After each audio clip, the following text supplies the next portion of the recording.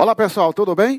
Vamos lá para a nossa correção das nossas questões aí da OAB segunda fase, né?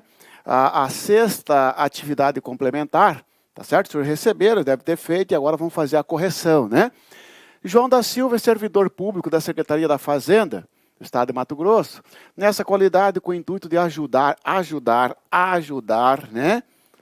Um amigo empresário procurou o chefe da seção de processos administrativos da referida secretaria e intercedeu para que acelerasse o trâmite de um processo no qual o empresário questionava um auto de infração lavrado contra a sua empresa.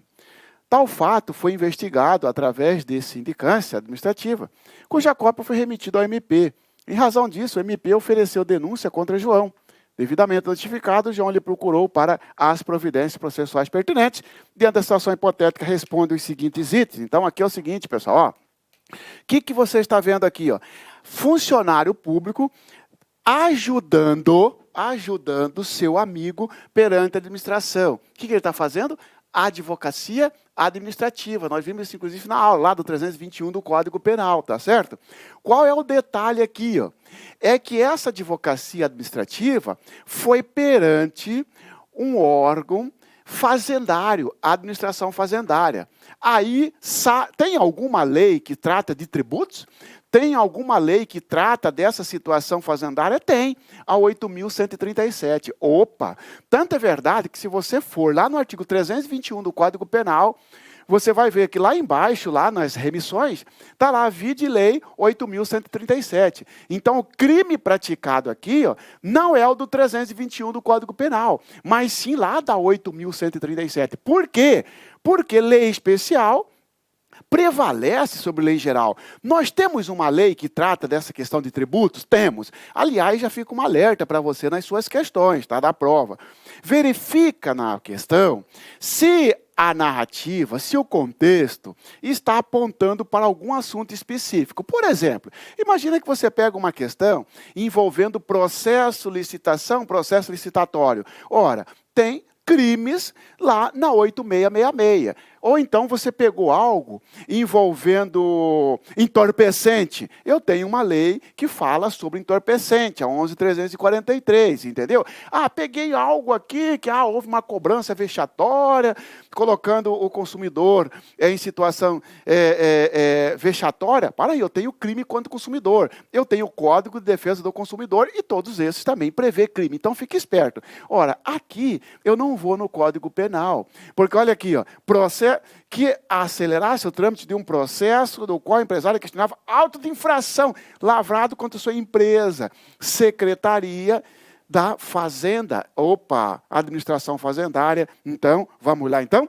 Qual o crime praticado? A conduta de João enquadra-se, o crime praticado está descrito lá no artigo 3º, inciso 3º, da Lei 8.137/90, a advocacia administrativa, vírgula, com base no artigo 3º, inciso 3, lá da 8.137. Você vê aí por que não é o 321? Porque o 321 é lei geral e aqui é lei especial. Muito bem. Próximo. Então está aqui. Cuidado, ainda coloquei aqui. Não se trata de advocacia administrativa prevista no 321. Uma vez que o patrocínio foi perante a administração fazendária. Logo, em homenagem ao princípio da especialidade, aplica-se a 8.137, muito bem. B. Qual a peça a ser proposta? Opa! Em razão disso, o Ministério Público ofereceu denúncia contra João.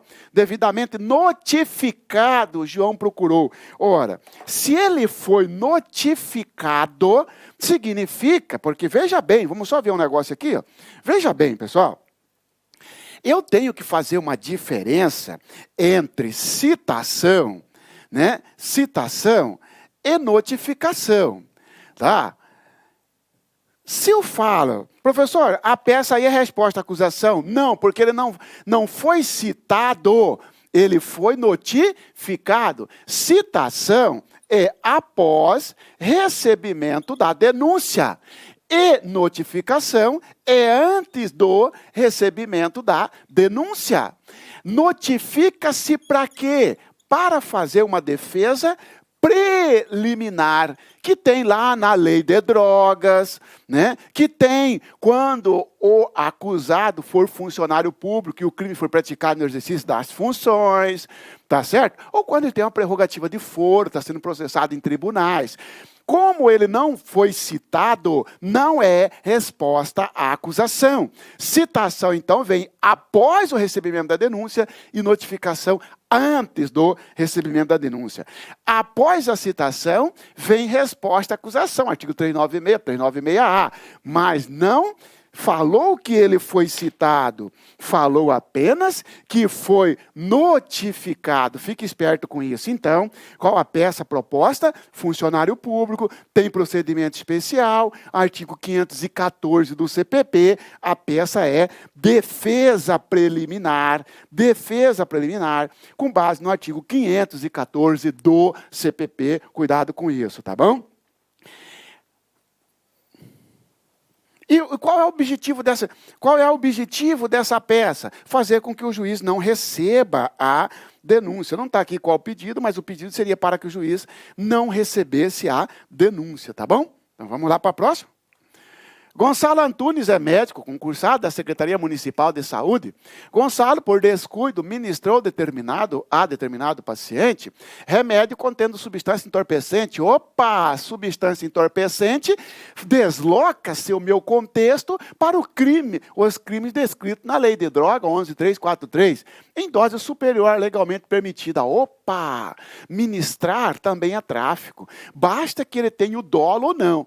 Se alguém ministra remédio contendo substância entorpecente de forma dolosa, tá certo? Ele pratica tráfico de droga, artigo 33 da lei de drogas. Se ele ministrar remédio contendo substância entorpecente de forma imprudente, por descuido, etc., ele pratica o crime descrito no artigo 38. Diante da situação hipotética, responde qual o crime praticado por Gonçalo Antunes, artigo 38 da lei 11.343 de 2006, artigo 38. O que me deslocou para lá foi substância entorpecente. Eu poderia ir lá no 33, talvez o seu 33 embaixo remeta para o 38. Se não remeter, você já está aí, fique esperto, já está aí a chamada, o alerta. Qual o procedimento a ser adotado? Você vai lá nesse crime, esse crime tem pena máxima de até 2 anos. Então, procedimento sumaríssimo, lá da 9.099, está aqui, ó, procedimento sumaríssimo, lei 9.099, porque a pena não passa de 2 anos, né? Tal crime admite fiança? Sim, tal crime admite fiança, porque ele não está no rol dos crimes equiparados a hediondo. Ele não é inafiançável, ele é afiançável. Tá certo? Além disso, admite até transação penal, né, pessoal? Então está aqui, admite fiança, pois não se encontra no rol descrito no artigo 44 da lei 11.343, de 2006. Observação, apesar de admitir fiança, em regra, tal crime não se imporá prisão em flagrante, conforme o artigo 69, parágrafo único da 9.099. Mas a pergunta foi, esse crime é afiançável ou inafiançável? Por que perguntou? Porque a lei de droga, às vezes a gente pensa, tudo que envolver droga é inafiançável, nem tudo. Você tem que ir lá nesse artigo e ver se este aqui está no rol dele. Você vai ver que não está, o artigo 38 não está. Portanto, afiançável, tá bom? Próximo, lá no 30. Vamos lá, outra questão. Gilda Furacão, empregada doméstica, nascida em 15/11/1995, idade para mim é extremamente importante, porque vai impactar em questão envolvendo prescrição e tal, foi denunciado pela prática do crime descrito no artigo 155 caput, furto simples, pena de 1 a 4. Porque, segundo a denúncia, teria furtado um aparelho de TV da sua tia Doroteia, de 53 anos de idade. Opa, idade é importante para nós. Com a qual residia. Portanto, a acusada residia com a vítima. Tal fato teria se dado no dia 20/1/2005. 20/1/2005 foi a data do fato. Portanto, na data de nascimento, a data do fato, 95, 2005, 2015. Ela tinha em torno de 20 anos, né? Porque aqui 20 anos, então era menor de 21, fique esperto. E foi descoberto, por quê? Tal fato teria se dado no dia 20 de 1 de 2015, e foi descoberto porque Gilda tentou vender o bem para um policial, por valor irrisório. Desconfiado, o policial começou a indagar Gilda, a qual acabou confessando que o bem foi retirado da casa da sua tia. Instante que o policial ligou para a tia de Gilda, e aquela confirmou as declarações desta. Em razão disso, o policial deu voz de prisão em flagrante a Gilda, sendo que o magistrado da 4ª Vara Criminal concedeu liberdade provisória à ré, mediante compromisso de comparecer a todos os atos processuais. Ao ser ouvida no inquérito policial, a tia de Gilda disse ao delegado que não pretendia ver sua sobrinha processada. Não pretendia. Será que a vontade dela é interessante? Eu vou indagar porque eu tenho que verificar, porque se o crime for de ação penal pública incondicionada, dane a sua vontade. Mas se for de ação penal pública condicionada, ela não deu representação.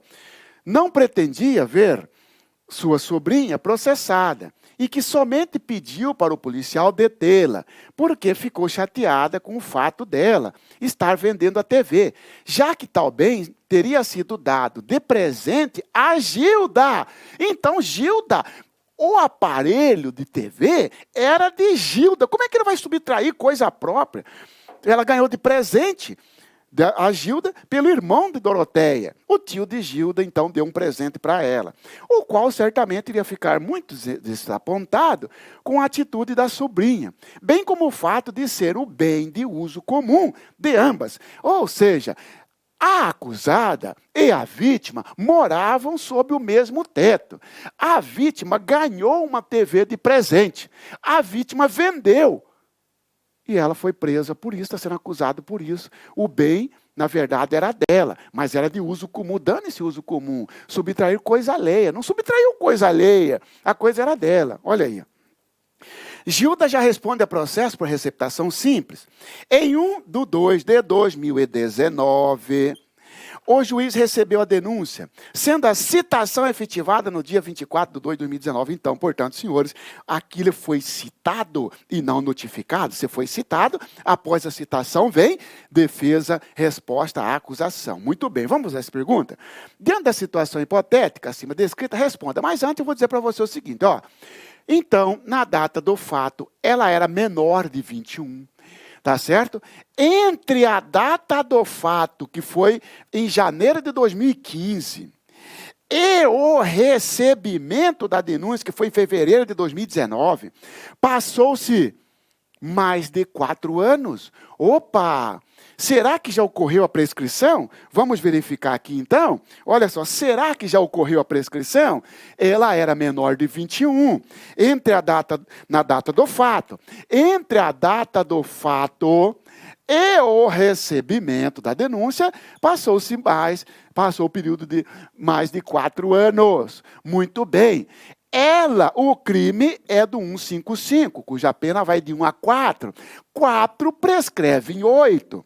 Mas ela era menor de 21 na data do fato. 8 corta por 2, porque segundo o artigo 115, menor de 21, a prescrição corre pela metade. Então, prescreve em 4 anos. Ocorreu a prescrição entre a data do fato e o recebimento da denúncia. Prescrição da pretensão punitiva em abstrato. Prescreveu-se pela pena máxima, porque a máxima do furto simples, 8 anos. 4 anos, prescreve em 8, menor, de acordo com 115 do CP, cai pela metade, 4 anos, portanto, está prescrito. E tem mais um detalhe ali, ó. Opa! Então, o furto foi da sobrinha em relação à tia, mas ela falou, eu não quero que seja processado. Opa! Vai no artigo 182 do Código Penal, está lá que somente se procede mediante representação, parará, dentre as hipóteses, se o crime for praticado, tá, pelo sobrinho em relação ao tio, tá certo? Se reside sob o mesmo teto, desde que não seja idosa, ela não é idosa, porque tem apenas 53 anos. Então vamos às perguntas. Diante da situação hipotética acima descrita, responda os seguintes itens. Qual a peça processual cabível? defesa inicial ou resposta à acusação, porque após a citação, tranquilo. Quais as teses de defesa? Eu tenho preliminar e tenho mérito. Qual é a preliminar? Extinção de punibilidade, prescrição. A data do fato, 20 de 1 de 2015. Recebimento da denúncia, 1 de 2 de 2019. Entre a data do fato e o recebimento da denúncia, já se passaram mais de 4 anos. O crime em tela prescreve em 8 anos. Artigo 109, inciso 4º do CP. A ré era menor de 21 anos na data do fato. De acordo com o artigo 115 do CP, conta-se pela metade a prescrição, isto é, em 4 anos. Portanto, prescreveu entre a data do fato e o recebimento da denúncia. Nulidade preliminar há 2 preliminares, uma extinção da punibilidade e outra nulidade. A ausência de representação. O fato narrado depende de representação da vítima. Segundo o artigo 182, inciso 3º do CP, escusa absolutória, relativa, nulidade com base no artigo 564, 3A do CPP, porque faltou a representação. Falta de justa causa, mérito. Teses, 1, preliminar, 2, do mérito, falta de justa causa para a ação penal, fato atípico, ausência de elementar do tipo, coisa alheia, pois a TV pertencia à ré, ganhou de presente do seu tio.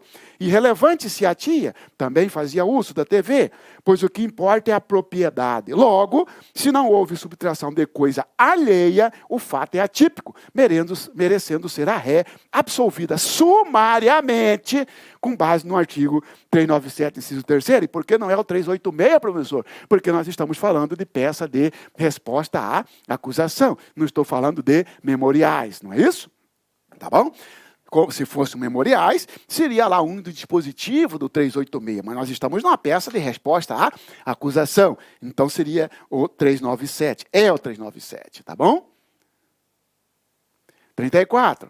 Tício foi indiciado pela prática do crime descrito no artigo 149 do Código Penal, praticado contra Júlio Ortega. Estamos falando de um cárcere privado, não é isso? Concluído o inquérito policial, os autos foram remetidos ao MP. Ultrapassado o prazo para o parquê manifestar sobre o relatório do delegado, Júlio, vítima, contratou advogado para tomar as providências cabíveis, o que foi feito com oferecimento da queixa-crime subsidiária, ação penal privada subsidiária. O processo teve o transcurso normal, porém, antes da audiência de instrução e julgamento, Júlio veio a óbito. Quem é Júlio? É o querelante, porque o Júlio é a vítima. Ele estava conduzindo o processo pela inércia do MP. Júlio não deixou o sucessor. Em razão disso, o advogado de Tício, que é o réu, querelado, requereu a extinção da punibilidade, tendo em vista a morte do querelante, o que foi acatada pelo juiz, o qual declarou extinta a punibilidade de Tício, com base no artigo 60, inciso 2º do CPP. Diante da situação hipotética, responde então aqui o seguinte: uma ação penal privada, o querelante faleceu, o advogado esperto do querelado pediu a extinção da punibilidade com base na perempção e o juiz comeu barriga e extinguiu o processo com base na perempção, porque morreu o querelante sem deixar sucessor. Nós sabemos que lá no artigo 60, inciso 2º, fala que se o querelante morrer e se o CAD não comparecer, dentro de 60 dias, ele vai declarar extinta a punibilidade pela perempção. Ocorre o seguinte, que o 60, parágrafo 2º, a perempção não tem efeito na ação penal privada subsidiária, porque nesse caso o Ministério Público retoma a ação penal segundo o artigo 29. Então aqui não poderia o juiz, então, declarar extinta a punibilidade, porque neste caso, mesmo que o CAD não comparecesse, tá certo? O MP vai retomar a ação penal. Vamos lá, então? Agiu corretamente o juiz ao declarar extinta a punibilidade? Não. Agiu corretamente? Não. Porque, uma vez que a morte do querelante em ação penal privada subsidiária da pública não enseja a perempção, não enseja, tá bom? E, por consequência, não extingue a punibilidade, visto que o MP deve retomar a ação como parte principal. Se entendeu, então? Tá?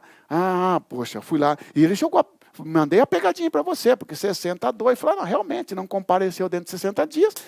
extingue a punibilidade. Não, porque a ação penal privada é subsidiária e não se aplica o 60 do CPP quando for ação penal privada subsidiária, tá bom? Há alguma medida judicial para reverter a decisão do juiz e qual o prazo? Claro, decisão que extinga a punibilidade, cabe recurso em sentido estrito, está aqui, ó, recurso em sentido estrito, artigo 581, inciso 8º do CPP, no prazo de 5 dias, segundo o artigo 586 do CPP, tá bom? Ok, fechamos? Vamos lá para a nossa última questão, tá? Vamos lá. Aparecido da Silva foi denunciado pela prática do crime descrito no artigo 155 caput do CP, por ter no dia 3/2/2010, subtraído sem violência e grave ameaça, os pertences de Silvano Cabral. Portanto, até aqui, nós estamos falando de um furto simples, cuja data é do dia 3/2/2010, data do fato. Confessado na delegacia, responde em liberdade mediante pagamento de fiança. A denúncia foi recebida em 25/1/2014, 25/1/2014, o fato 3/2/2010, denúncia 25/10/2014, portanto, passou o período de mais de 4 anos entre a data do fato e o recebimento da denúncia. Sendo que os autos aguardam audiência de instrução e julgamento. Após o recebimento da denúncia, Silvano habilitou-se. Silvano é vítima. Habilitou-se como assistente da acusação. Ocorre que o advogado de Aparecido, em petição simples, requereu a extinção da punibilidade, alegando a ocorrência da prescrição virtual. O advogado do réu falou, para aí, ó, prescrição virtual, entre a data do fato e o recebimento da denúncia, mais de 4 anos. Prescrição virtual, vê-se que, conforme demonstram os autos, o réu é primário e depois antecedente, sendo certo que, caso condenado, a pena não passaria de 2 anos. O juiz, após parecer ministerial, acolheu o pedido, extinguiu o feito, em virtude da prescrição em perspectiva. Redige um texto abordando o seguinte, o senhor sabe que ó, tem súmula do STJ, né, que não admite, né, admite a prescrição virtual, não é isso? À luz da jurisprudência do STJ, o magistrado agiu corretamente? Você vai dizer não, porque segundo a súmula 438 do STJ, não é admissível no ordenamento jurídico brasileiro a prescrição virtual, não, pois a súmula 438 do STJ veda tal situação. Considerando a inércia do MP, qual a medida judicial pertinente para o assistente da acusação reverter a decisão? O prazo e seu início para a interposição e os pedidos respectivos. Veja bem, o processo está vindo, né? Aí o juiz declarou extinta a punibilidade. O MP não recorreu. O assistente da acusação pode recorrer, tá certo? Ele vai entrar com o quê? Ele vai entrar com recurso em sentido estrito, tá certo? Porque o 271 do CPP autoriza ele manejar recurso, tá certo? Tá? Qual é o prazo? O prazo é após o término do prazo do MP. Recurso do assistente é após o término do prazo do MP, segundo a súmula 448 do Supremo. Vamos lá, então? Cabe recurso de distrito, 581, inciso 8º, combinado com 271 do CPP, que vai dar poderes para o assistente, e dentre os poderes é interpor recurso, né, da decisão absolutória, da decisão que extingue a punibilidade. O prazo é de 5 dias para interpor, 586. O início do prazo é no próximo dia útil, após o término do prazo do MP, segundo a súmula do STF 448. Eu não entendi isso aí, professor. Sim, porque olha só. O MP, quando tem assistente, o assistente atua sempre após o MP, não é isso? Se o MP tivesse recorrido, o assistente seria intimado apenas para oferecer razões. Como o MP não recorreu, pode o assistente recorrer? Pode. Recurso supletivo, no lugar de.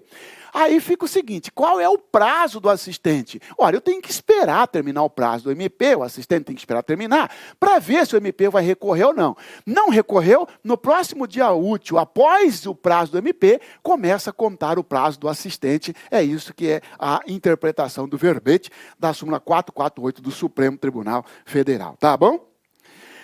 Considerando que o MP não ofertou resposta de suspensão condicional do processo, mesmo diante dos requisitos favoráveis para tal? Qual seria a medida a ser tomada pelo juiz e seu respectivo fundamento? Ora, o senhor mesmo me falaram isso no dia da aula, que se o MP não oferece a proposta de sursi, cabe ao juiz mandar, então, os autos para o PGJ, né?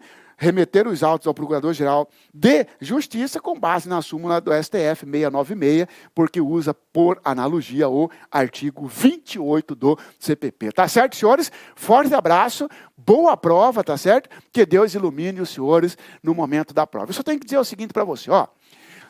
Lá na hora, se você estiver preocupado, a primeira coisa que você tem que fazer é o seguinte: para de fazer sua prova e vai no banheiro. Baixa a cabeça, fica um pouquinho com a cabeça baixa para o sangue subir, tá certo? Porque isso vai oxigenar o seu cérebro e você volta a raciocinar com mais velocidade, tá certo? Então, forte abraço e boa prova, tá ok, pessoal?